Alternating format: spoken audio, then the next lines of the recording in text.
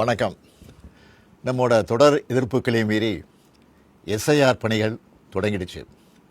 மக்கள் நிறைய பேருக்கு எஸ்ஐஆர் பற்றி இன்னமும் முழுசாக தெரியல. இந்த நிலையில் எஸ்ஐஆரை திமுக ஏன் எதிர்க்கிறோம்னு விளக்கவும், நம்ம வாக்குரிமையை எப்படி பாதுகாத்து கொள்வதுன்னு வழிகாட்டவும் தான் இந்த வீடியோ. சரியான உண்மையான வாக்காளர் பட்டியல் தான் நியாயமான தேர்தலுக்கு அடிப்படை. எனவே வாக்காளர் பட்டியல் திருத்தம் செய்யப்படுறத நாம் எதிர்க்கலை.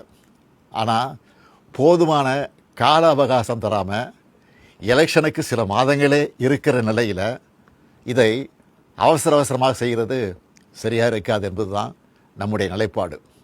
தேர்தல் ஆணையத்தோட கூட்டு சேர்ந்து வாக்காளர் பட்டியலில் பாஜக எப்படியெல்லாம் மோசடி பண்ணியிருக்குன்னு மக்களவை எதிர்க்கட்சி தலைவர் அருமை சகோதரர் ராகுல் காந்தி அவர்கள் பத்திரிகையாளர் சந்திப்பு நடத்தி ஏற்கனவே விளக்கியிருக்கிறார். மாண்புமிகு கேரள மாநிலத்தினுடைய முதலமைச்சர் பினராயி விஜயன் அவர்களும் மாண்புமிகு மேற்கு வங்கத்தினுடைய முதலமைச்சர் மமதா அவர்களும் கூட இந்த எஸ்ஐஆரை தீவிரமாக எதிர்க்கிறாங்க. நாமளும் எஸ்ஐஆர் அறிவித்தப்பவே இது சதின்னு உணர்ந்து எதிர்த்தோம். கூட்டணி கட்சிகளோட கலந்து பேசணும்.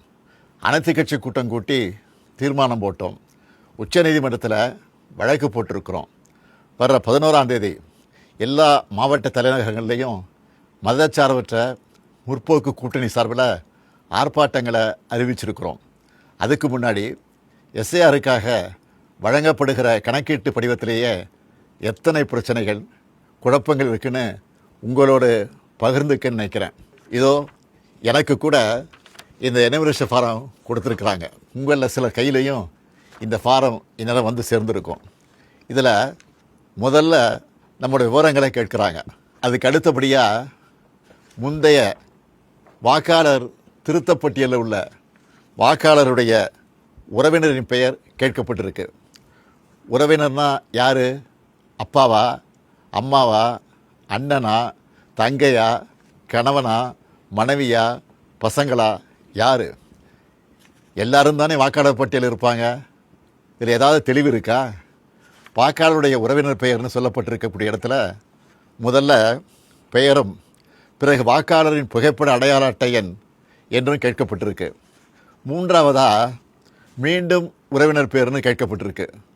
முதல்ல யார் பேரை எழுதணும்? எந்த வாக்காளர் விண்ணப்பிக்கிறாரோ அவர் பெயரா அல்லது உறவினர் பெயரா?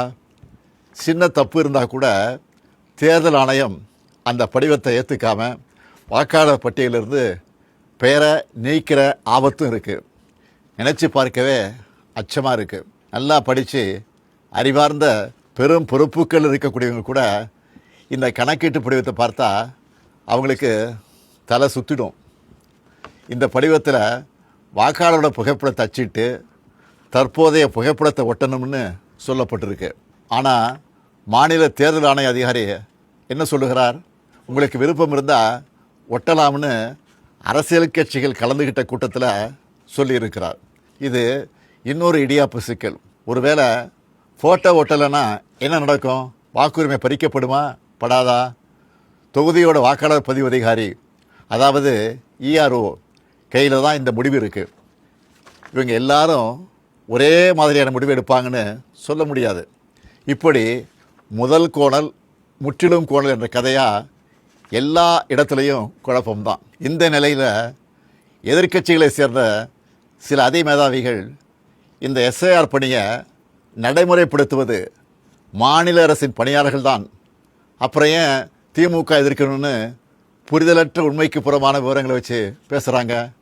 ஒரு பணியாளரை தேர்தல் ஆணையம் தன்னுடைய பணிக்காக எடுத்த நொடியிலிருந்து அவர் தேர்தல் ஆணையத்துக்கு கட்டுப்பட்டு தான் செயல்படுவாரை ஒழிய மாநில அரசோட கட்டுப்பாட்டில் இருக்க மாட்டார்.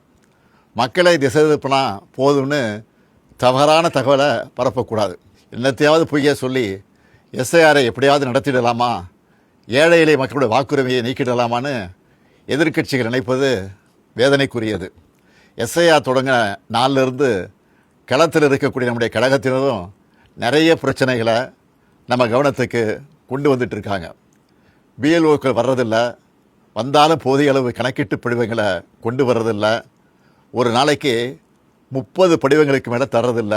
இந்த லட்சணத்தில் ஒரு தொகுதியோட இஆர்ஓ 3 லட்சத்துக்கு மேற்பட்ட கணக்கீட்டு படிவங்களை இத்தனை குறுகிய கால அவகாசத்தில் எப்படி கொடுத்து வாங்குவாங்க? வாங்கினா வேலை முடிஞ்சுதா? அதுவும் இல்லை.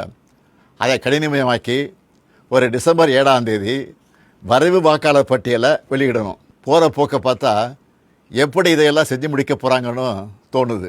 திராவிட முன்னேற்றக் கழகமும் கூட்டணி கட்சிகளும் தொடர்ந்து சொல்லிட்டு வருவது போல் அதிக அளவிலான வாக்காளர்கள் நீக்கப்படுவாங்க நச்சம் இதன் மூலம் உறுதியாகுது. பிஎல்ஓக்கள் தங்களுடைய பணியை சரிவர செய்யலைன்னா இந்த எஸ்ஐஆர் பணியே மொத்தமாக பாதிப்பை சந்திக்கும். பிஎல்ஓக்களும் கட்சிகள் பிஎல்ஏ2க்களும் இணைந்து செயல்பட தேவையான எல்லாத்தையும் தேர்தல் ஆணையம் சொன்னாங்களே தவிர ஆனால் அப்படி ஒரு சூழலை இதுவரை உருவாக்கவே இல்லை. திமுக பிஎல்ஏ2 தயாராக இருந்தாலும் கூட பல இடங்களில் பிஎல்ஓக்கள் வராமல் இருக்காங்க. இதையெல்லாம் மீறித்தான் நம்ம செயல் வீரர்கள் விழிப்பாக செயல்பட்டு வராங்க. உங்களுடைய வாக்கு நீக்கப்படுமா என்று கேட்டால் அப்படி ஒரு அபாயம் நிச்சயம் இருக்குது, இல்லைன்னு சொல்லிட முடியாது. அதை தடுக்கணும்னா உங்கள் பகுதிக்குரிய பிஎல்ஓ யாருன்னு கேட்டு அவர்கிட்ட இருந்து கணக்கீட்டு படிவத்தை வாங்கி சரியாக நிரப்பி திரும்ப சமர்ப்பிக்கணும். அதுக்கான ஒப்புகை சீட்டையும் மறக்காமல் வாங்கணும். இதுதான் உங்களுடைய வாக்குரிமையை பாதுகாக்கும். வாக்குரிமை தான் ஜனநாயகத்தோட மறுக்க முடியாத அடிப்படையான உரிமை. தற்போதைய நிலையிலான எஸ்ஐஆரில் ஒட்டுமொத்த தமிழ்நாட்டு மக்களோட வாக்குரிமைக்கும் ஏற்பட்டிருக்கக்கூடிய பாதிப்பு, இதை எதிர்கொள்ள திமுக சார்பில் உதவி மையம் அமைச்சிருக்கிறோம். இது திமுகவினருக்கு மட்டும் அமைச்சிருக்கக்கூடிய உதவி மையம் இல்லை, எல்லோருக்குமானது.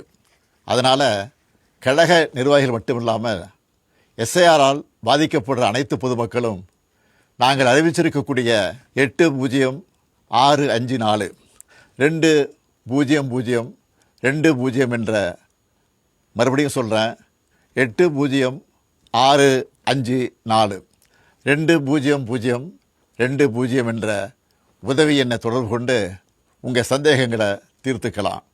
உங்களுக்கு தேவையான வழிகாட்டுதல்களை பெறலாம். தமிழ்நாட்டு மக்களின் வாக்குரிமையை காக்க திமுக உங்கள் தோழனா துணை நிற்க தயாராக இருக்குது. நம் வாக்குரிமையை பறிக்கக்கூடிய ஆபத்து வாசல் தேடி வந்துடுச்சு.